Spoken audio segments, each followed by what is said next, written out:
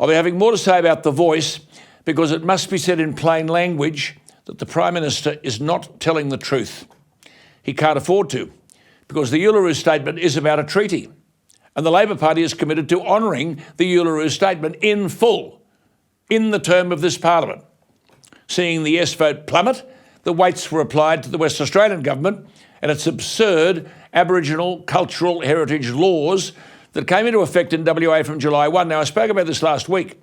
Under these laws, anyone on more than 1,100 square metres of land, that's about 6 times the size of a normal 3-bedroom home, anyone on more than 1,100 square metres of land is required, under these stupid bloody laws, Aboriginal cultural heritage laws, to apply for a permit from their local Aboriginal Cultural Heritage Service before carrying out activities like digging, to put in a fence or plant a tree or build a road. But as the Steak Knives advertisement says, but there's more. You see, when you're dealing with Indigenous matters, the more is always money. The landowner has to pay the local Aboriginal Cultural Heritage Service, hardly an independent outfit, a 20% loading for remote areas. And if a farmer or a pastoralist or the fencer damages a quote-unquote cultural heritage site, the penalty is $25,000 to $1 million, that's for individuals, $250,000 to $10 million for corporations, and chuck in a bit of jail with it.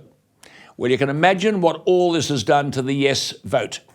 The voters are too smart, and they say this is where all this is taking us. So Albo puts the weights on the new Premier of WA.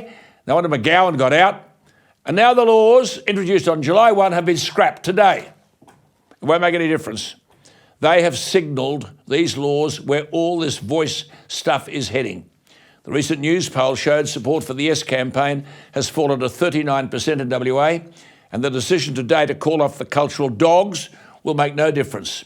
They're running for cover now, but if this voice would ever get up, you'd have no idea where it would end.